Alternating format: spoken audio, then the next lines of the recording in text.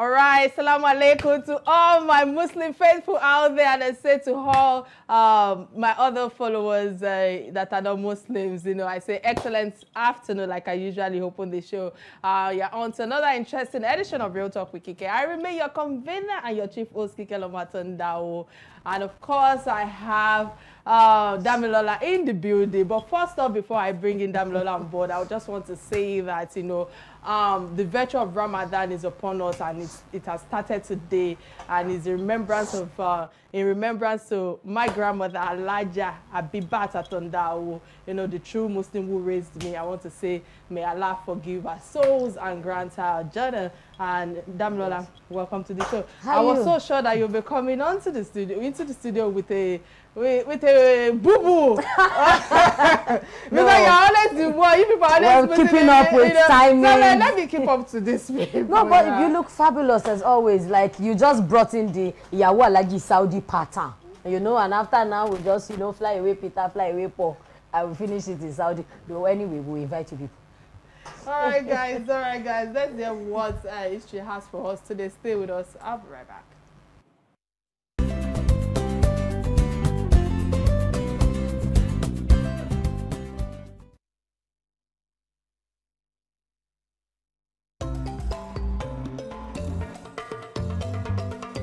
Exactly 43 years ago, on March 23rd, 1980, the Nigerian national football team won the Unity Cup after defeating Algeria 3-0 in Lagos.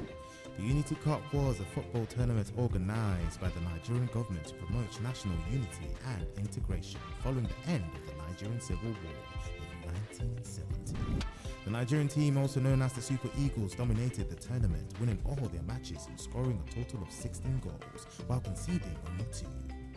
The victory over Algeria in the final was a fitting climax to a tournament that had brought together Nigerians from different ethnic and religious backgrounds. The Unity Cup victory was significant for Nigeria not only in terms of sports, but also in terms of national unity and reconciliation. The tournament provided a platform for Nigerians to put aside their differences and come together in a spirit of camaraderie and mutual respect. To this day, the 1980 Unity Cup victory remains a source of pride for Nigerians and a reminder of the power of sports in promoting social cohesion and national unity.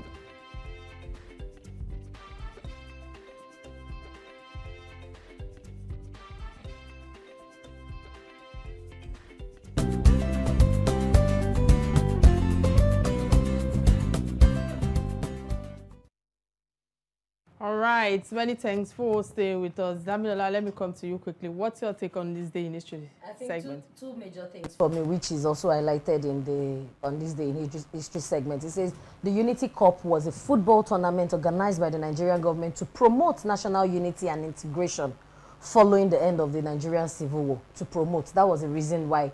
That was the reason they did that. And for finally, is the victory in the finals came. It was a fitting climax to the tournament, and it brought together Nigerians from different ethnic and religious backgrounds. So two things for me is that I think 43 years ago, we'll bring it down to 2023 to say we need this kind of football match again. If it will create unity to solve a lot of problems on what is going on, I think the government should try and bring history back and let it replay again and say, okay, you know what, we are going to explore every avenue to bring everybody back under the umbrella of unity. So all right, fantastic one right there. So to this day, you know, 43 years ago, you know, the 1980 Unity Cup victory remains a source of pride for Nigerians, you know, and of course a reminder of the power of sports, you know, in terms of cohesion, in terms of national unity. And I'm happy that this is a positive issue to talk about, you know, with, you know, away from all the multiple negativity stories that we cover on this day in history segments of this show. And I think it's a good one and a good reminder for us all. Let's go on a quick break and get a message from our sponsors. Stay with us. I'll be right back.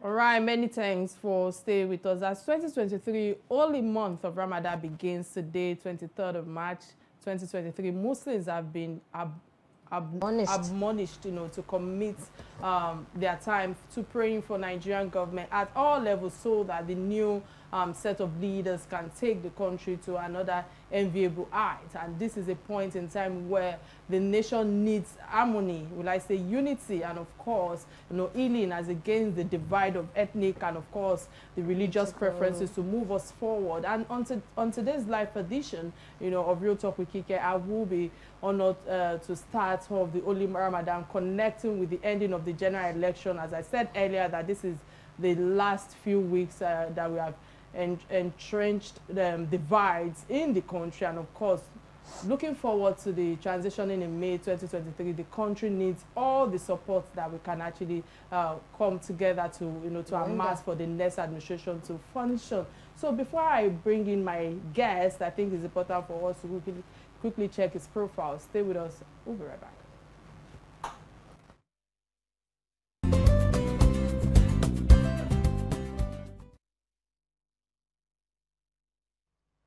All right, many thanks for staying with us. Again, I say welcome to the show. We have the director, Right Path Arabic School, Alausa Secretariat, Ikeja. That's Imam Yunus. It is a pleasure to have you on the live show today. Many thanks for honoring my invite despite the short notice. But quickly, let me come to you on the fact that I feel that Ramadan has begun, like we all know. It's no news to us at the moment, but kindly refresh us on the needs to the essence of spirituality and morality in this month, away from why do we wait till Ramadan before we can actually execute the spirituality in our lives? Well, we thank Almighty Allah for giving us another opportunity to witness another Ramadan. It's a great privilege. Because last year many people witnessed it, but now they are gone. So we thank Almighty Allah for giving us another opportunity. Ramadan is like a school that we go through in order to purify our souls and to be able to also redeem our character.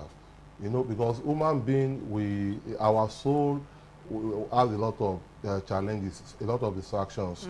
So especially external distractions, a lot of things are going on in our lives that make us to get far away from the spiritual lessons. But during Ramadan, because of the spirituality of Ramadan, so we always get closer to learn what are the things that we need to do in Ramadan that will uplift our spiritual level. And that's why you see many people, they usually expect the month to come around so that they can always uplift themselves. So Ramadan is an opportunity to achieve a lot in terms of to improve on our character, the way we behave, the way we do our activity, the way we worship Allah. So it's an opportunity for us. But like you said, we should not wait till Ramadan comes. Ramadan is only here to teach us the way we should live the entire life, the way we should be doing. Because the essence of this fast, when Allah commanded us to fast in the month of Ramadan, He said, لَعَلَّكُمْ تَتَّقُونَ, so that you can attain righteousness, you can attain piousness. That's the essence of Ramadan. What Ramadan has come to teach us is how do we have fear of Allah. So how do we have good relationship with Allah, and how do we have good relationship with our fellow human being? I think from what you have said so far, you mentioned distraction, which I think is one major tenet that people tend to fall in without even knowing. How can we help ourselves from distraction? Because I have a couple of Muslims in my home and we're discussing, and somebody said that you are supposed to abstain from alcohol 21 days before Ramadan, and I think the other one had a bit of alcohol a few days back. So they were arguing, you don't have fast, you have. So how do we help each other from these distractions? Well, as Muslims, like I said, what the essence of Ramadan is to bring up closer to Allah by having a piety. So it is anything that Allah has forbid us not to do, we must not do it, either in Ramadan or after Ramadan. So Muslim must not even get close to alcohol, anything, because when you look at Ramadan, it's like you are abstaining from a lot of things. Yes. So not only in Ramadan, that is how you are expected to live your life as Muslims. So for Muslims, we don't do anything that Allah has forbidden for us, either in Ramadan or after Ramadan. So it is not because Ramadan is coming, that is why I have to abstain from drinking alcohol. I have to abstain from prostitute or any fornication. So anything that has to do, which Allah has said don't do, you must not do it. Which is considered a sin. Yes, because the essence of Ramadan is to come and improve our patience. You cannot worship Allah if there is no patience. And that is the essence of Ramadan. Ramadan is coming to bring us to realize that there are 3 types of patience that we must know as Muslims. And the way we need to live, we need to live our life with that patience. So the first one is the patience on how to worship Allah. If you are not patient, you cannot worship Allah the way you should worship it. And another word patience is the patience to abstain from what Allah has forbid. So if you don't have patience, you cannot abandon those things that will move you away from Allah. It takes a lot of patience to look away from some things that happens around you. So when you see that people are doing what is not good, and you are a Muslim, and you want to be patient with your Lord, then you must not join them to do it. So if you have that the essence of Ramadan is to train us on that patience, so that during Ramadan you abstain from drinking. It doesn't mean you don't have drink at home. You abstain from eating. It doesn't mean you don't have food at home. You also abstain from having sexual intercourse with your wife. And your wife is readily available, but you cannot get closer. It's teaching you self-restraint, self-control. That even though when you see something that is evil, you should not go into it. Some people, they take excuse that because I cannot control it and I'm seeing it, so that's why I find myself doing what is not good. So that is the essence of Ramadan. It's trying to teach you that you can abstain from what is not good. Then the third patience is the as-sabr and aqdarillah. We all know that things have been destined. Allah has destined a lot of things, and there's no how you will be in this life without challenges. Ramadan too will still come with his own challenges, even though no matter how you struggle to go away from evils. Just like the example is for those of us in Lagos here. You know, when you want to fast in Lagos, you need to go extra mile to ensure that your fast is intact. It's compliant. It's compliant, Sharia compliant. So those are because you face some challenges. When you go out, what you are not supposed to see, you see it. So that is what the essence of Ramadan. That is what he has come to teach us. All right, many thanks for that elaborate submission right there. I think you've shared a lot right now. You said improvement of patience, improvement of our character, and of course, to the husbands who are married, you know, I don't know about that one, but you further explain that to the men who are listening, because I could hear some people Google in the technical room. But you've also emphasized on the fact that, you know, fasting is for us to attain from, you know, obedience from what God is talking about in terms of consciousness. I hope I'm right with what you've shared thus far. At all times, not only during just Ramadan. However, should it be in the month of Ramadan that that we should be emphasizing to Nigerians about what they should be asking of in terms of reflection of our character and of course spirituality during, especially when it comes to our morals and of course the system that we are in right now, because you've also emphasized on the fact that in Lagos particularly there are certain things that you have to abstain from evil. I don't know, can you expatiate on all that you've shared thus far? Okay. And touching on the fact that some men generally have to stay away from their wife or attain, you know, news. Yeah. Well, you know, when you talk of fasting, you abstain from eating, drinking, having sexual intercourse with your wife from dawn to sunset. So that means after the sunset, what you have been asked not to do, you can start doing it. Okay. So till the next dawn. Okay. Okay. So, and you know, during that period that you are not allowed to abstain, when you are asked to abstain, it takes a lot of patience to do that. But that doesn't mean that it should be in Ramadan only. Exactly. So that is the way you are expected to live your life. All this education that we usually see during Ramadan shouldn't be limited to Ramadan alone. So it's something that should continue. So how do we control or improve our moral? It should be something a Muslim should take. You need to take it as something very important. How do we improve yourself? How do we relate with people? How do we relate with Almighty God? So that you continue to improve day and day. So it's not, we shouldn't be limited with Ramadan alone, but Ramadan is just coming to teach us that this is exactly the way Allah has wanted us to live our life for the entire, and that the fasting, as we have it in Ramadan, we still have some other fasting in other months. For example, immediately after Ramadan now, we have Shawwal, you have to fast at the voluntary fasting. The only one that is made obligatory is Ramadan. But we still have some voluntary fasting that can also improve our spirituality. Because fasting is not just coming to build us as human beings. It has come also to build the society, to also improve our, So let me touch on that, building the society, because I feel that Nigerians right now need that unity. We need that harmony and collaboration more than anything now, after, as in taking us forward after the last election that brought divide within us in Nigeria. So now, let me move away from the lines of divide, sentiment, I mean religious sentiments, and of course when it comes to ethnic bigotry. Should it be, I don't know how to structure this question. Should it be that we should be giving plurality of the Nigerian people right now, especially when it comes to tribe and religion at the moment in our country? What do you have to say to this?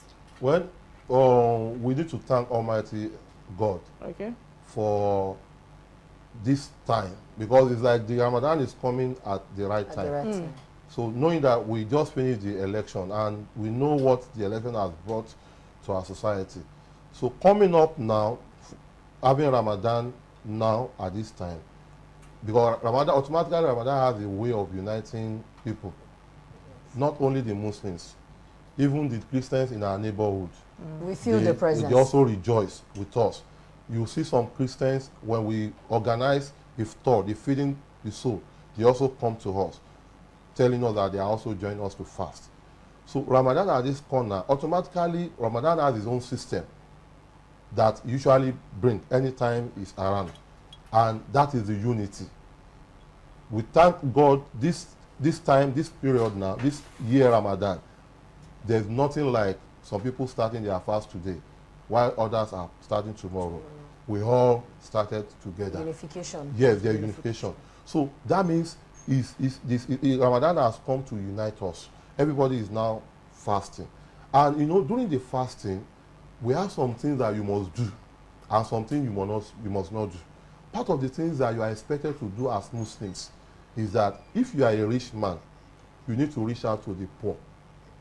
That means it's bringing unity between the poor and the rich. Bridging the gap. Yes, automatically you don't need to wait for the poor or the needy people to ask you. You already know that they are your family, they are your friends, they are your people in the neighborhood. You now be the one to invite them, to give to them now. So that is part of the things Ramadan has brought to the society. He has bring equity and justice. He has brought unity. He has brought, it has let us to understand that we can live together as human beings. We can relate well with ourselves. The rich now, there's no difference between the rich and the poor now. Because during the Ramadan, we are all fasting. And the rich, they can now understand the effect of, hunger. Because before Ramadan, it has always been the poor that are always hungry. But now, the poor, they know that it is not easy. The rich, rather. The rich now, they know it's not easy. So they now reach out to the poor and the needy people. Okay. So that was one of the essence of that Ramadan has brought to us. Like Kike said about the political dispensation we have now, and we know that any time from now, Ramadan lectures will start. What do you think our imams, our leaders, our teachers should be focusing on as Ramadan topics at this season, looking at the recent political divide? What should their topic base on categorically? Yeah. So during this period now, I think the imams, the scholars should focus on topics that are going to bring unity to the society. The topics that are going to let people, because in the last 2 weeks now, we've seen a lot of tribal war within the society, and Islam as a religion is a religion of peace who is also preaching peace. So as Muslims, we need to let people understand that our religion is all about peace. So how do we relate with people, either they are from different tribe or they are from different religion? So our topics should focus on those things that will bring people together to realize that anywhere they find themselves is a divine way of finding yourself somewhere. People that have traveled from their village to Lagos, it is Almighty God that has brought them here. It has been divine that this is where they are going to be. Destined. So we should, it has been destined. We should see ourselves as brothers.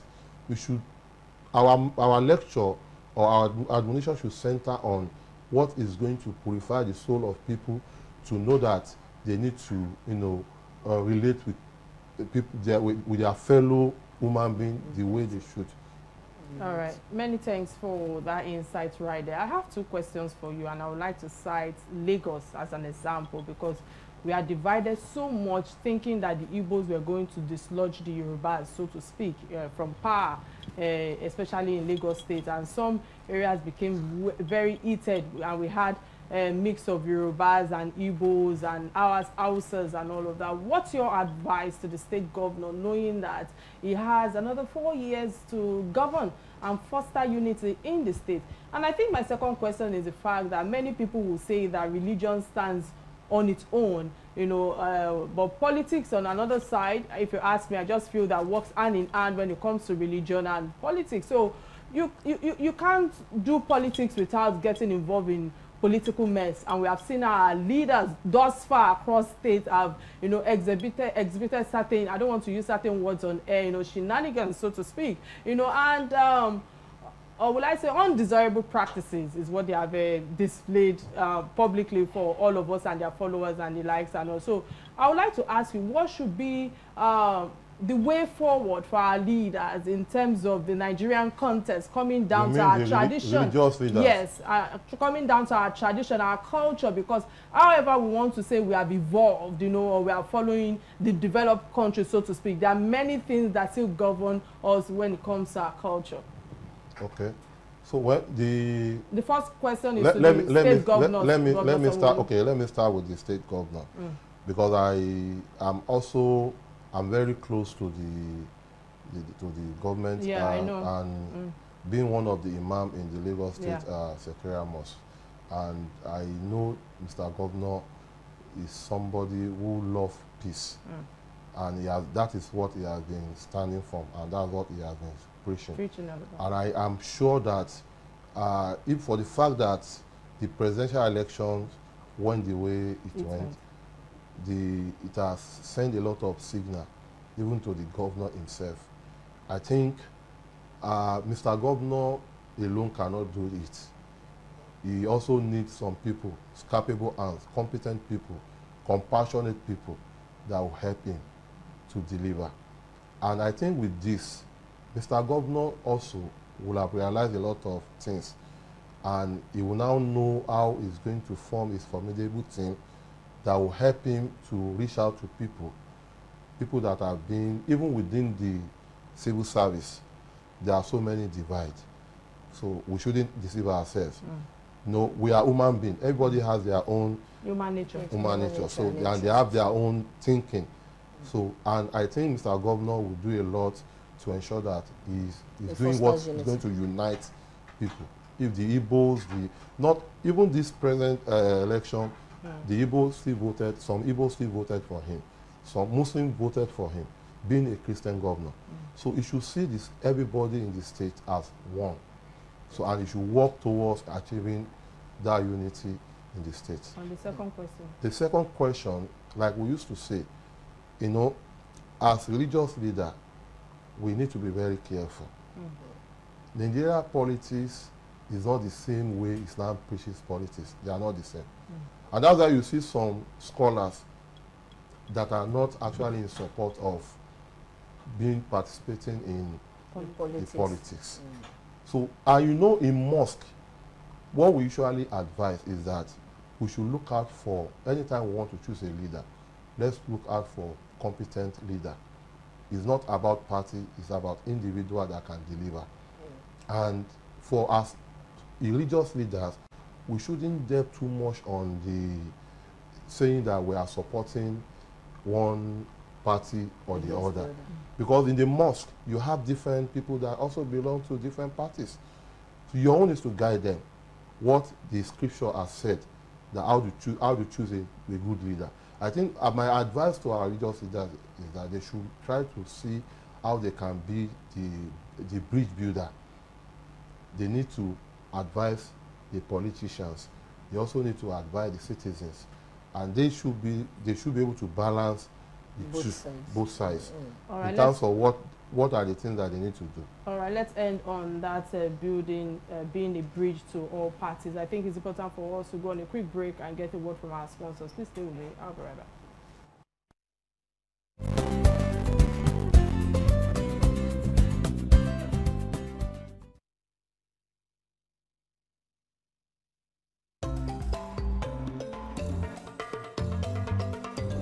Exactly 43 years ago, on March 23rd, 1980, the Nigerian national football team won the Unity Cup after defeating Algeria 3-0 in Lagos. The Unity Cup was a football tournament organized by the Nigerian government to promote national unity and integration following the end of the Nigerian Civil War in 1970. The Nigerian team, also known as the Super Eagles, dominated the tournament, winning all their matches and scoring a total of 16 goals while conceding only 2. The victory over Algeria in the final was a fitting climax to a tournament that had brought together Nigerians from different ethnic and religious backgrounds. The Unity Cup victory was significant for Nigeria not only in terms of sports but also in terms of national unity and reconciliation. The tournament provided a platform for Nigerians to put aside their differences and come together in a spirit of camaraderie and mutual respect. To this day, the 1980 Unity Cup victory remains a source of pride for Nigerians and a reminder of the power of sports in promoting social cohesion and national unity.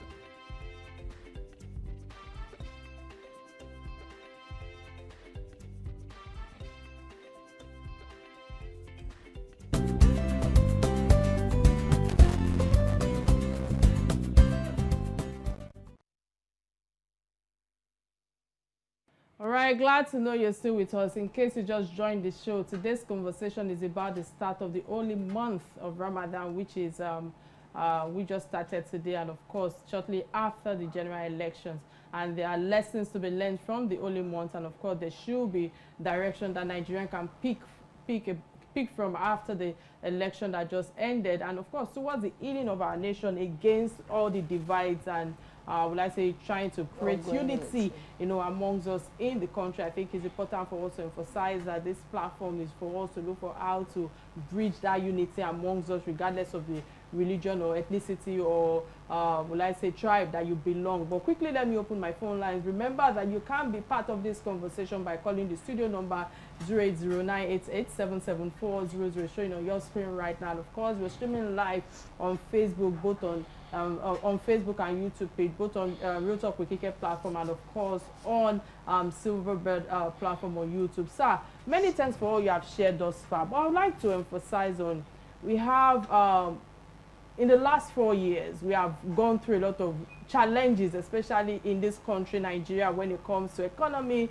security, corruption, and all sorts. You know, what should be the priority of our leaders today, especially when it comes to all, especially with President-elect President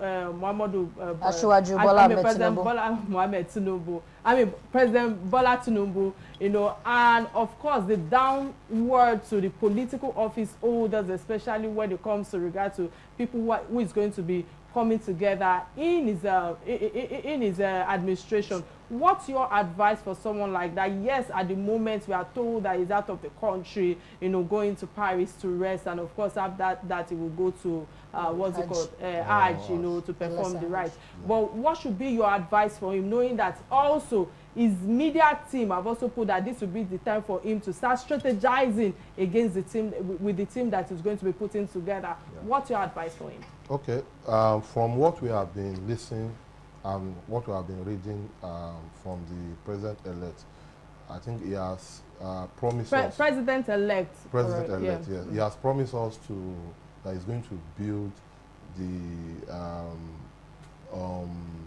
theme of national unity to lead the country. That is the competence.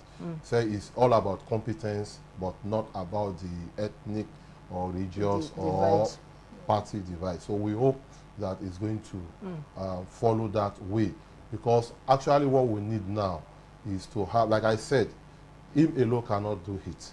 Just like like I mentioned about the governor Sanwo-Olu, as a person, we all know that he has the vision, but we also need competent people that can help him to ensure that we put Nigeria in the right path. So I think my advice for the president-elect is to ensure that people that have good intention should be those that will be part of his team, because Nigeria is very, very big and very complex, and governance is not something, it's not a small child play.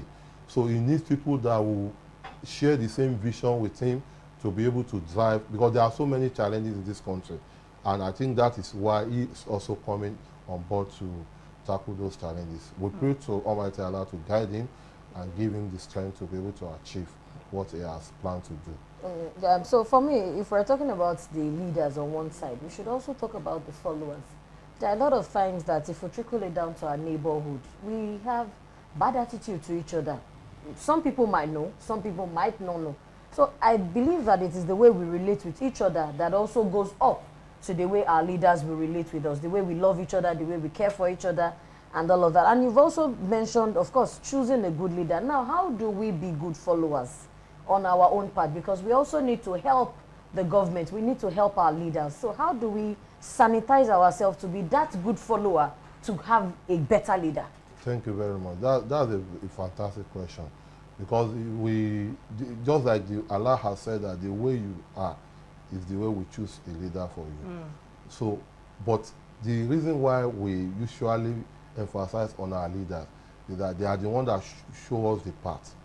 So once the leaders are committed and they are focused, definitely the followers, they have no choice. So we only need leaders that will show us the path. Then, you know, when there's an hadith of the Prophet that said that what the Quran cannot change, the authority has the capability of changing it. So if we have people that have the good intention as our leaders, and they have shown us the right path, we have no option as follower to follow them. So, and if we don't, either you like it or not, you must follow that path. The only thing that if you cannot follow that path, then that means you have to leave the country. Though it's not going to be easy, but I think if our leaders are consistent and focused, they will show us the right path to go. And as followers as well, we should also understand that our leaders cannot achieve anything if we are not also not ready to change. That's why Allah said, "Inna Allah la yughayyiru ma biqawmin hatta yughayyiru ma bi anfusihim." Allah is not going to change our way if we are not ready to change our way. So it's only when the followers too are ready, and I think that Nigerians also are ready. At least even we have some percentage of Nigerians who are ready to do the right thing. So the little percentage will also be carried along with time. At least let's have a majority who are ready to change. Then the minority will also follow with time. And also for followers to understand that our leaders are bound to make mistakes. They are humans, and you know, we should give them room to actually correct that mistake. You know, I want to go on the issue of nepotism, because I feel it largely affects us all. You know, the common Hausa, Yoruba, Igbo man, you know, believes in employing or partnering with their own tribe, so to speak. And we've seen that, in the current administration. I'm just trying to keep it real on this platform. So with all of that, in terms of either the kind of aid, the PAs, or the ministers that they appoint, and all of that is happening currently in Abuja, can it be stopped in our country to improve, will I say, government efficiency? What? When with this current or the incoming administration, yes, and from the his antecedents, what he has done in Lagos State, I think people will begin to, and from the comment he has been making recently, I think people will now be able to see the direction that he wants to go. in terms of balance. Yes, in terms of balance and choosing the right people, not about because this person belongs to my tribe. Because if we continue to do that, we won't move forward as a country.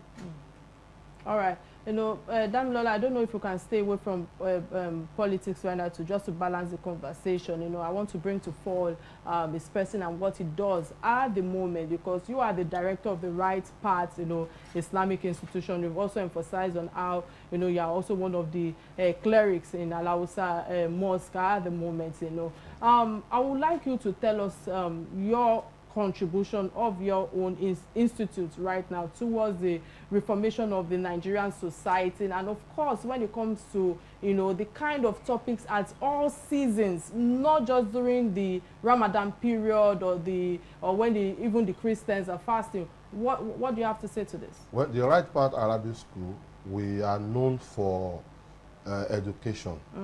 So we've been operating adult program for the past 10 years now. So teaching the adults how to understand Quran and the Sunnah. And also, we also have children that we also train. And apart from that, we have a program that we do quarterly that has to do with parenting, children upbringing. What we discuss in that program is all about parenting. How do we train children to be pious? So that we have been doing for over 5 years ago. And every time, we also have a program for children that memorize the entire Quran. They come there to memorize Quran. They also memorize Hadith, and we ensure that we give them proper, you know, upbringing. Okay. Oh, I like the fact that you brought it also down to the family unit, and talking about the things that families should also do, giving people advice on parenting. Okay, if you give advice on parenting, does your advice on parenting also cover planning for a family? I knew you were going to touch on that. I like to ask people who are learned and who have different people come to them, different perspective, and you have different congregation. Of course, amongst them we have the learned, the elite. No, I'm just saying that, do you also guide them around? I know that fingers are not equal in Nigeria, so do we guide our followers around the fact that, okay, you know what, you can wait. When God blesses you, you can have, if you are not too sure of your economic status, do you guide around that pattern? You mean of family planning? Of family planning. Definitely. Even Islam also encourages us to plan. If you know that you don't have the capacity to bear 2-3 children, so stay in one, train them properly. And once the Quran supports that. Definitely. The only thing Islam, the Sharia does not support is to put stop on share bearing. Even with the fact that Muslims, men can marry 4 wives, men alone we. Definitely, you can plan. Even, you know, it's not even about the monetary or financial aspect of it.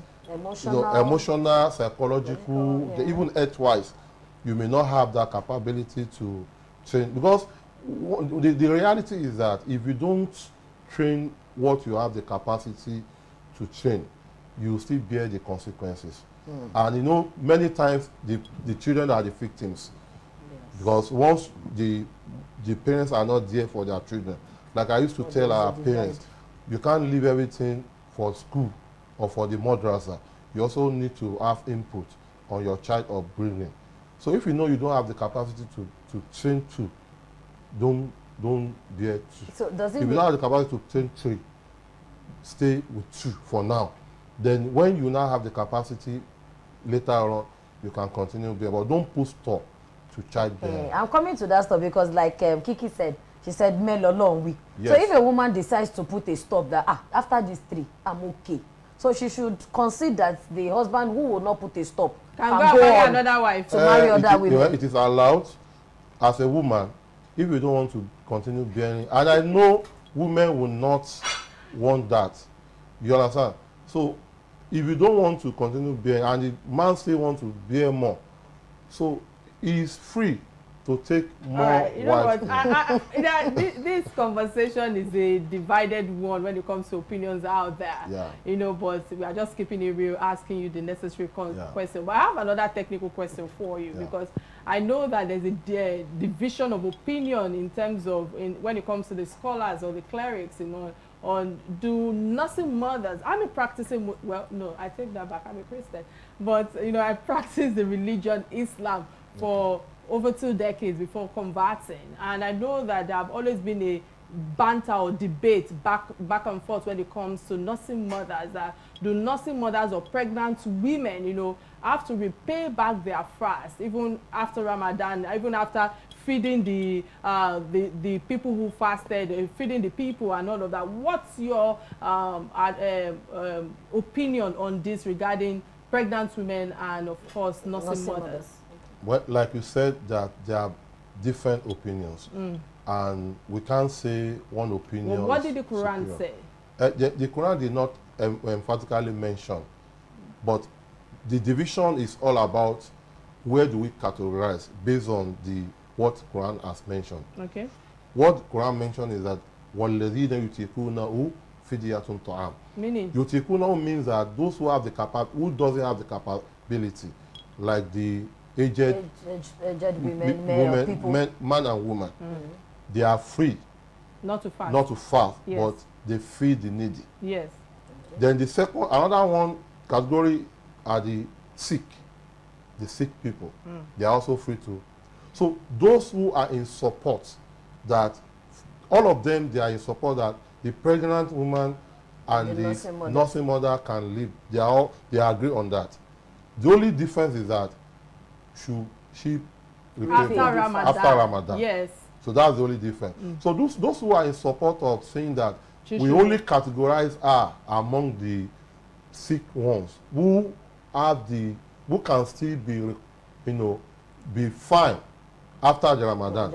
Okay. So they believe that definitely if she's owing, she can pay back anytime that is convenient for her. Okay. And those ones who say, we can say she's among those Exempted. who are exempted, that she should only do fidya, that she should only feed the needy. Those ones who are there. But I think those ones, in my own, the superior opinion, according to scholars, are the ones who said she should pay it back as anytime it's convenient. All right, I think we have to go now. But quickly, if you can answer this question in 1 minute on a parting note, what advice do you have for the Muslims and non-Muslims in this month of Ramadan that will take them even beyond the month of Ramadan and for the rest of the year? What advice do you have for us? My advice for them is to unite. We see ourselves as brothers and sisters, and we should live together in peace. We should live together in peace. We are all brothers and sisters. Allah has created us to live together. So we should try to live in harmony in the spirit of Ramadan. All right, fantastic. On this note, this is where we'll draw the end of this segment. But before we let you go, we have the last segment that we call Trending Stories. These are stories that affect you and I, and binds us together as Nigerians. And the only trending story, because of time, I believe that we've run out of time, is the Abia State in jubilation of LP Alex Otis' victory. Damilola, I'm coming to you first. What's your take thus far, when you saw this trending? I think when I saw the trending stories, the reaction, the dancing, the singing, and all of that, it only spells one thing in my head, which is liberty. I think the last time, I really cannot remember the last time we had this kind of wide jubilation across Nigeria. Of course, it's been some states. And I said something. I said, I pray that the cord of this trust for the Abia State governor-elect from under the Labour Party, I pray that he does not break this trust.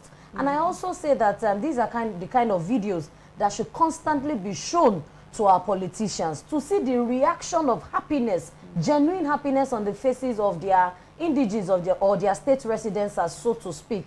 Maybe this will spur them up, when they want to mess up. Like Kike said, humans are bound to be humans and our leaders make mistakes. But maybe when they see videos like this, they will take a redress and say, okay, these people do not deserve this kind of treatment. They deserve way better. So I think it's a beautiful moment. I hope this kind of moments will spread across the nation someday very soon.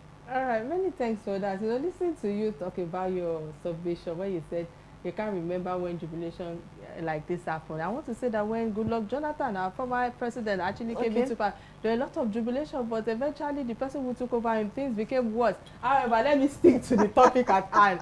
You know, of course, you know, there's liberation right now that took place, and the people have spoken. I say congratulations to Mr. Alex Oti, who is also a senior colleague in the industry, is also a journalist and of course a great columnist as well in these days newspaper. I personally sometimes when I stumble on this article, I try as much as possible to read because you know it's somebody that when he writes, you know, when he takes a pen, you know, you cannot help but you know read what he puts out there. Also, I want to also say congratulations to Labour Party because I just feel that this is the beginning of that transformation that I feel that they will be bringing to fall. I like to refer to them as pressure group. I personally feel that this is not the time when it comes to the presidential election, but you know what, it's my opinion and I'm sticking to it. But congratulations to the Labour Party. More do what is right by the people. I mean the Alex Oti, of course, and of course change must come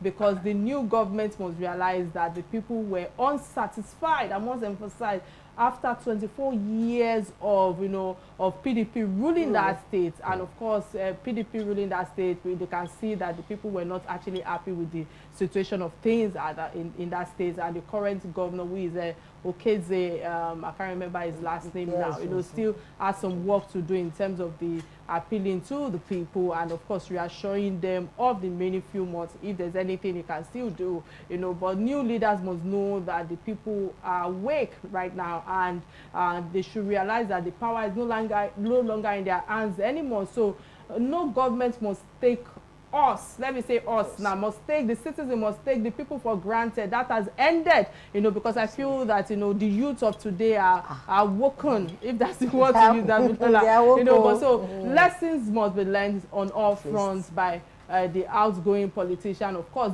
also the incoming administration must also pick some lessons on how they can govern the people. And in terms of accountability and transparency, it is important for them to understand that the people who put them can also call them out for account. The people also put in power sometimes, you know, they are jubilating today, but tomorrow they can be the ones that also draw the carpet out of your face. But sir, what's your submission on this trending story? Well, just like you have rightly said, power does not belong to anyone. It only belongs to Almighty God, and it gives to whoever he wishes. So our leaders should just realize that fact, that they are there today, they may not be there tomorrow. So they should do what is going to make history to be fair to them. So it's very important they know that.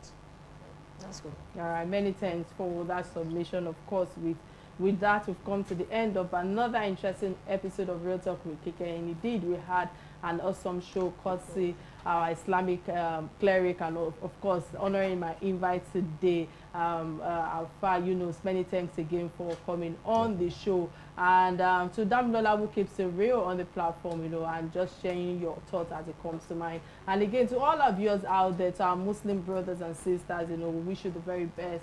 Please try and stay abstain. The men are coming after abstain. You heard from our cleric today, and of course he has also emphasized on the fact that the state that we live in, for those who are watching us in Lagos, that there are many distractions out there. So you know what, abstain yourself and try to you know, focus on God. Focus on God. On that note, this is where we draw the curtains of the show. So like, come your way, well, in the next few, well, Damilola and other people will be taking on the journey. My name is Kike of Atanda-Owo, and remain kind. Bye now. Bye.